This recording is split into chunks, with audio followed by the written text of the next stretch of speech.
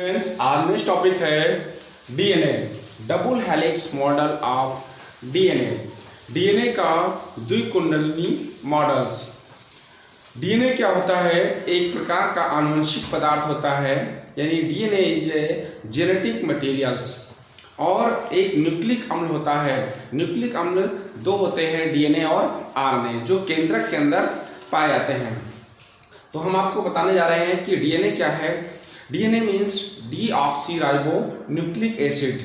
इसमें डीऑक्सीराइबो शर्करा पाई जाती है। तो डीएनए जो है इस प्रकार से बना हुआ है। देखिए, एक सर्कुलर और सीढ़ी नुमा ये डीएनए दिखाई पड़ रहा है, और डबल स्ट्रैंड का होगा, यानी दो स्ट्रैंड है यहाँ पर, एक ये और ये डबल स्ट्रैंड का बना हुआ है। दोनों स्ट्रैंड के बीच की दूरी 20 एंगस्ट्रॉम होती है। तो डीएनए का मॉडल प्रस्तुत किया था वाटसन एंड क्रिक 1953। ये 1953 में वाटसन एवं क्रिक ने बताया कि डीएनए के मॉडल में कि क्या क्या होता है और कैसी कैसी संरचना डीएनए की होती है। पूरा डीएनए का विश्लेषण किया और बताया कि डीएनए में दो स्ट्रैंड होती हैं। दोनों स्ट्रैंड के बीच की दूरी जो होती है 20 एंगस्ट्रॉम यानी 20 एंगस्ट्रॉम, जो का डिफरेंस होता है।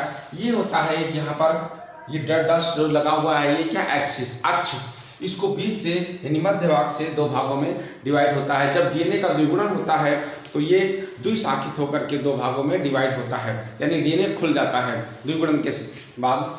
तो होता क्या है, यहाँ पर 20 एंगस्ट्रॉम दोनों स्ट्रैंड के बीच की दूरी होती है, और आधी की दूरी हो जाएगी 10 एंगस्ट्रॉम्स। अब डीएनए के एक कुंडल को, यानी एक बार जो कुंडलित हुआ डीएनए इस प्रकार से, उसकी दूरी होती है 34 एंगस्ट्रॉम, 34 एंगस्ट्रॉम, यानी यहाँ से यहाँ तक एक प्रकार का जो एक कुंडल है उसकी दूरी है 34 यानी 34 एंगस्ट्रॉम्स होती है। तो और इन दोनों स्ट्रैंड के बीच में ये यहाँ पर क्या लिखा है, A double bond T, G triple bond C, यानी डबल बॉन्ड और ट्रिपल बॉन्ड यहाँ पर दो चीजें हैं, यानी एडेनिन और थाइमिन। ए क्या है एडेनिन, टी क्या है थाइमिन्स। तो ये एक प्रकार के नाइट्रोजन क्षार होते हैं। तो ए और टी डबल बॉन्ड से जुड़ा हुआ है। यहाँ पर जी और सी यानी ग्वानिन और साइटोसिन ट्रिपल बॉन्ड से जुड़े होते हैं, त्रिबंध होते हैं। और ये बॉन्ड कैसे होते हैं, हाइड्रोजन बॉन्ड, यहाँ पर लिखा हुआ है हाइड्रोजन बॉन्ड। ये जो नाइट्रोजन क्षार के बीच में बंध बने हुए हैं, इनको हम नाइट्रोजन क्षार बॉन्ड कहते हैं, जो हाइड्रोजन बॉन्ड से जुड़े होते हैं, बंधे होते हैं। तो अब देखिए यहाँ पर इस स्ट्रैंड के बीच में sp ये जो लिखा हुआ है बीच बीच में, ये यहाँ पर sp का मतलब क्या है, s मतलब शुगर, p मीन्स है फास्फेट, यानी शुगर और फास्फेट भी इसमें होता है। यानी डीएनए के अंदर एक न्यूक्लियोटाइड का निर्माण होता है। न्यूक्लियोटाइड से द्वारा डीएनए आपस में जुड़े होते हैं। इसके जो खंड होते हैं, जो इसके स्ट्रैंड हैं, वो न्यूक्लियोटाइड के द्वारा जुड़े होते हैं। न्यूक्लियोटाइड में क्या होगा कि नाइट्रोजन क्षार होंगे और शर्करा होगी और फास्फेट होंगे। यानी नाइट्रोजन क्षार जो आपका A adenine guanine thymine cytosine sugar और फास्फेट, ये तीन संरचनाएं होती हैं, तीन चीजें होती हैं जिससे डीएनए जुड़ा होता है, और इसको हम बोलते हैं न्यूक्लियोटाइड्स। यानी ए मीन्स क्या है नाइट्रोजन क्षार, एस से शुगर, पी से फास्फेट। तो इस तीनों के संयोजन को न्यूक्लियोटाइड्स कहते हैं। अब क्या है, इस डीएनए के एक हेलिक्स की दूरी, यानी एक कुंडल की दूरी या एक हेलिक्स की दूरी 34 एंगस्ट्रॉम होती है। 34 एंगस्ट्रॉम कैसे होगी, यहाँ पर एक कुंडल, जो एक कुंडल है यानी एक हेलिक्स में कितने न्यूक्लियोटाइड होते हैं, 10, इसमें 10 न्यूक्लियोटाइड होते हैं। इस 34 एंगस्ट्रॉम की दूरी में 10 न्यूक्लियोटाइड होते हैं। न्यूक्लियोटाइड अभी मैं बता रहा था कि शुगर, फास्फेट और नाइट्रोजन क्षार से बने होते हैं। न्यूक्लियोटाइड क्या, यही न्यूक्लियोटाइड है, A=T, यानी A double bond T, G triple bond C, यही होते हैं न्यूक्लियोटाइड्स। तो यानी डीएनए के दोनों स्ट्रैंड के बीच में जो एडेनिन थाइमिन और ये आपके ग्वानिन्स हैं, ये क्या है न्यूक्लियोटाइड्स होते हैं। तो एक हेलिक्स में यानी एक कुंडल में 10 न्यूक्लियोटाइड होते हैं। डीएनए भी कई प्रकार का होता है, एडीएनए, बीडीएनए और सीडीएनए, जेडडीएनए, डीडीएनए। तो मनुष्य का जो डीएनए होता है वो बीडीएनए होता है। हम लोगों का डीएनए बीडीएनए होता है, जिसके एक हेलिक्स में 10 न्यूक्लियोटाइड पाए जाते हैं। यानी 34 एंगस्ट्रॉम में 10 न्यूक्लियोटाइड्स होते हैं। और जब 34 एंगस्ट्रॉम में 10 न्यूक्लियोटाइड्स और इसके बीच की दूरी होती है, ये आपका 1 न्यूक्लियोटाइड्स हो गया, 1 न्यूक्लियोटाइड्स की दूरी होगी 3.4 एंगस्ट्रॉम, 3.4 एंगस्ट्रॉम। कैसे?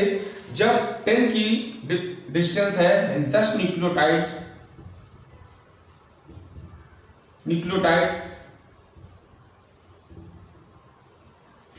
यानी 10 न्यूक्लियोटाइड की दूरी 34 एंगस्ट्रॉम, तो एक न्यूक्लियोटाइड की दूरी 1 न्यूक्लियोटाइड इक्वल टू हो जाएगा 34/10।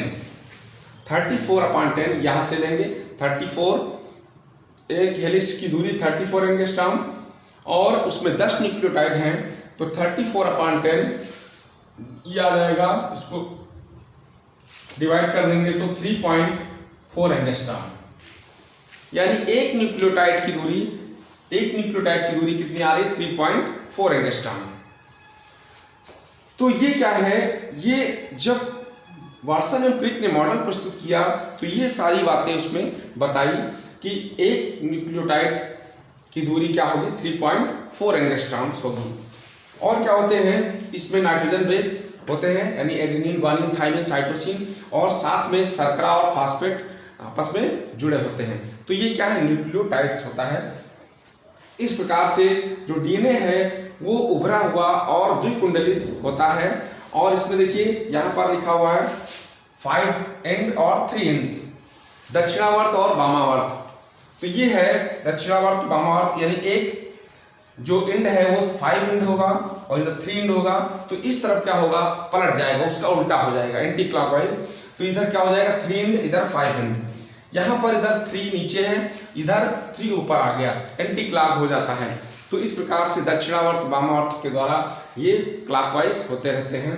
तो ये था डीएनए का डबल स्टैंडर्ड मॉडल्स जो वाटसन एंड क्रिक ने 1953 में प्रस्तुत किया, और इन दोनों को नोबेल प्राइज भी मिला था। 1962 में इनको नोबेल प्राइज दिया गया था। अब यहाँ पर देखिए क्या लिखा हुआ है कि A डबल बॉन्ड T और G ट्रिपल बॉन्ड C, यानी एडेनिन और थाइमिन डबल बॉन्ड से जुड़े होते हैं, ग्वानिन और साइटोसिन ट्रिपल बॉन्ड से जुड़े होते हैं। इधर देखिए A equal to T, G equal to C। यहाँ पर बॉन्ड का मतलब नहीं है, हम आपको बताने जा रहे हैं चारगैफ के नियमानुसार। जो चारगैफ हैं उनके नियमानुसार क्या है कि एडेनिन की मात्रा थाइमिन के बराबर होगी, यानी प्यूरिन्स बराबर पिरिमिडिन्स। चारगैफ का नियम कह रहा है कि प्यूरिन्स और पिरिमिडिन्स की मात्राएं बराबर होती हैं। प्यूरिन्स क्या है? एडेनिन और ग्वानिन्स। पिरिमिडिन्स है थाइमिन और साइटोसिन। थाइमिन और साइटोसिन, अगर थाइमिन नहीं होगा तो यूरेसिल होगा, आरएनए में यूरेसिल होगा। नाइट्रोजन 4-5 होते हैं, लेकिन 4 ही पाए जाते हैं डीएनए में और 4 होते हैं आरएनए में। बस थाइमिन के स्थान पर आरएनए में यूरेसिल हो जाता है। तो प्यूरिन्स, एडेनिन और ग्वानिन क्या है? प्यूरिन्स है, और थाइमिन और साइटोसिन पिरिमिडिन्स है। चारगैफ के नियमानुसार क्या है कि एडेनिन बराबर थाइमिन, यानी A बराबर T, यानी प्यूरिन्स बराबर पिरिमिडिन्स। अब देखिए यहाँ पर A है, A क्या? प्यूरिन्स है, और T क्या है? पिरिमिडिन्स। तो A बराबर T, यानी प्यूरिन्स बराबर पिरिमिडिन्स हो जाएगा। प्यूरिन्स बराबर पिरिमिडिन्स, ये होता है। चारगैफ ने बताया कि प्यूरिन्स की मात्रा पिरिमिडिन्स के बराबर होती है। तो यहाँ पर देखिए A बराबर T, G बराबर C, या इसको रेशियो में अनुपात में लिखेंगे तो A प्लस टी और अनुपात G प्लस C, यानी ये बराबर होंगे। यानी एडेनिन थाइमिन्स जो होगा ग्वानिन और साइटोसिन के बराबर होगा। यहाँ पर देखिए A प्लस G बराबर T प्लस C, यानी एडेनिन ग्वानिन क्या है? प्यूरिन्स, और ये क्या है? पिरिमिडिन्स। ये प्यूरिन्स है और ये पिरिमिडिन्स। वही आ गया जो मैंने यहाँ पर बताया, वो यहाँ पर आ गया कि प्यूरिन्स बराबर पिरिमिडिन्स। ये चारगैफ का नियम भी मैंने आपको इसमें बता दिया डीएनए के मॉडल में। चारगाफ के अनुसार ये होता है प्यूरिन्स बराबर pyrimidines। अब हम आपको बताने जा रहे हैं जो वाटसन एंड क्रिक ने किया कि न्यूक्लियोटाइड्स कैसे जुड़े होते हैं। तो डीएनए की द्विकुंडलीय संरचना हुई, यानी double helix model of DNA. अब इसमें क्या होते हैं, जो न्यूक्लियोटाइड होते हैं ये हम बताने जा रहे हैं कि नाइट्रोजन क्षार, शर्करा और फास्फेट कैसे आपस में जुड़े होते हैं।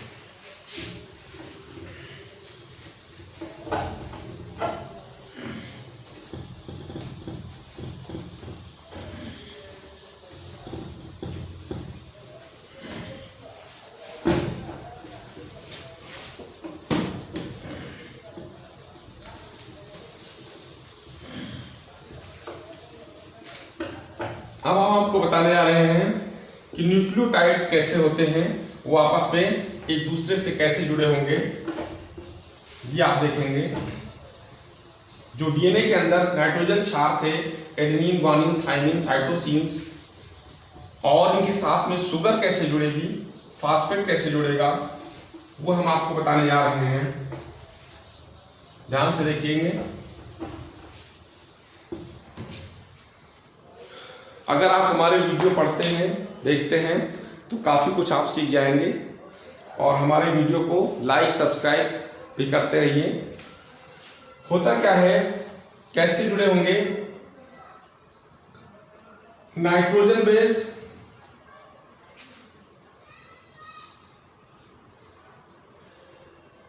प्लस शुगर प्लस फास्फेट,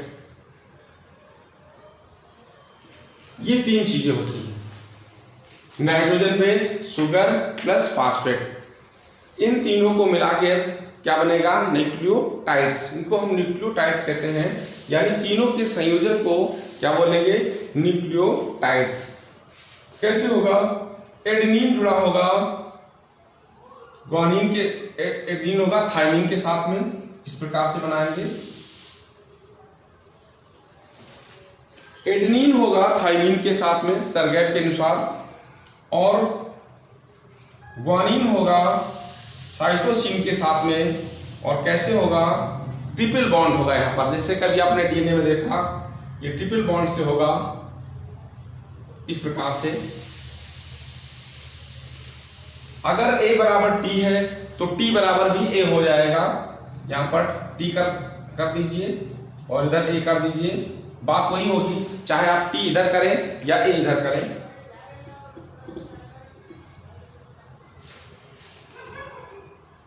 अब यहां पर G और C है, G इधर है तो आप इधर C कर सकते हैं, C डबल बॉन्ड G भी हो जाएगा इस प्रकार से। इस प्रकार से ये संरचना आपको दिखाई पड़ी। ये क्या है, ये तो नाइट्रोजन क्षार है, नाइट्रोजन बेस है जो आपस में जुड़े हुए हैं। और कैसे जुड़े हैं, हाइड्रोजन बॉन्ड। ये जो बॉन्ड बने हुए हैं, ये जो बंध है, ये क्या है, हाइड्रोजन बंध। हाइड्रोजन बंध के द्वारा नाइट्रोजन क्षार आपस में जुड़े होते हैं। अब इसके साथ में क्या होगा, बेंजीन जैसी संरचना होगी, यानी पेंटोस शर्करा, यानी पंचकार्बनी शर्करा होगी। यहां पर क्या होगा, शुगर होगा। ये नाइट्रोजन क्षार हो गए, और शुगर, ये देखिए यहां पर लिखा हुआ नाइट्रोजन बेस प्लस शुगर। अब शुगर आएगी यहां पर,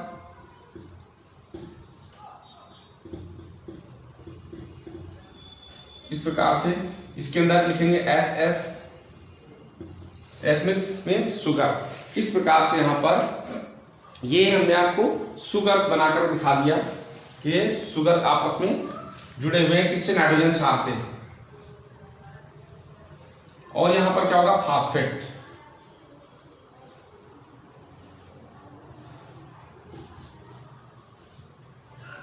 ये फास्फेट आ गया। अब क्या यहां पर PP मैंने लिखा, मींस फास्फेट। ऐसे इधर भी हो जाएगा।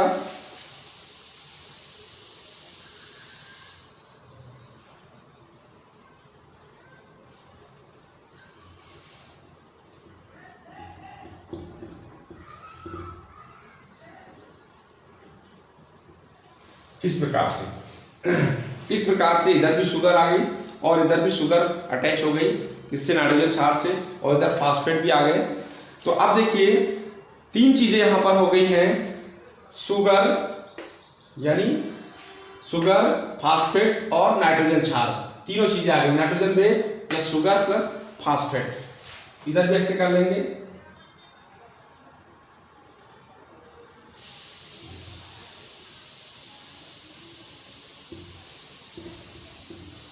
ये पी का मतलब होता है फास्फेट। फास्फेट जो है जिसको हम फास्फोरिक अम्ल कहते हैं H3PO4, ये जो फास्फेट ग्रुप है जिसको हम फास्फोरिक अम्ल कहते हैं। तो ये तो था डीएनए के न्यूक्लियोटाइड्स का संयोजन। अब इसमें वही लगा देंगे, दक्षिणावर्त और वामावर्त, इधर 3 है तो इधर 5 हो जाएगा और इधर उल्टा हो जाएगा इसका, तो इधर 5 हो जाएगा और इधर 3 हो जाएगा। तो ये तो था न्यूक्लियोटाइड्स का संयोजन। तो इस प्रकार से मैंने आपको बताया आज डीएनए क्या है, और डीएनए का द्विकुंडलीय मॉडल है, डबल स्टैंडर्ड है, डबल हेलिक्स मॉडल बताया, और न्यूक्लियोटाइड्स का संयोजन बताया कि क्या होता है। तो डीएनए एक प्रकार का आनुवंशिक पदार्थ है। डीएनए के कार्य में आप क्या लिखेंगे, यानी फंक्शन ऑफ डीएनए। डीएनए एक आनुवंशिक पदार्थ होता है जो माता पिता के लक्षणों को बच्चों में ट्रांसफर करता है। कैसे? केंद्रक में होगा, केंद्रक के अंदर द्विगुणन की क्षमता होगी, यानी डीएनए में द्विगुणन की क्षमता होगी, ये रिप्लिकेट होता है, डीएनए में द्विगुणन की क्षमता होगी। फिर क्या करता है, अंडाणुओं शुक्राणुओं के द्वारा डीएनए बच्चों में पहुंचता है, और क्या करता है कि समस्त जैविक क्रियाओं को ये नियंत्रित करता है।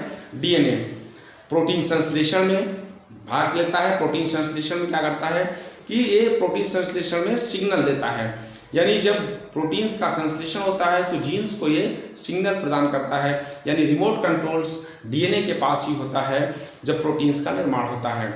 और डीएनए क्या है, डीएनए फिंगरप्रिंटिंग आपने सुना होगा कि डीएनए फिंगरप्रिंटिंग से अपराध विज्ञान में यानी क्राइम साइंस में जो क्रिमिनोलॉजी है, जो अपराधियों को पकड़ने में सहायता करता है डीएनए, यानी उसके फिंगरप्रिंट्स या उसके किसी बॉडी के पार्ट से या उसके नाखून से, बालों से या उसके कपड़ों से डीएनए को एक्सट्रैक्ट कर सकते हैं और डीएनए के द्वारा उस अपराधी को पकड़ सकते हैं। बलात्कार के क्षेत्र में यानी जो रेप हो जाते हैं उसमें भी डीएनए की जांच से वो अपराधी पकड़ा जाता है। एक होता है डीएनए मैपिंग। डीएनए मैपिंग में क्या होता है कि अगर किसी के बॉडी का पार्ट्स या कुछ मिल गया है, बाल मिल गया है, तो उसमें क्या करते हैं, उसका डीएनए निकाल करके डीएनए के द्वारा उसकी फोटोग्राफ आ जाती है, यानी उस व्यक्ति की फोटो आ जाएगी कंप्यूटर पर, यानी उसको हम डीएनए मैपिंग कहते हैं। तो डीएनए मैपिंग में क्या होता है कि उस व्यक्ति की आकृति आ जाएगी, जैसा उसका शरीर और आकृति होगी, संरचना होगी, फेस होगा,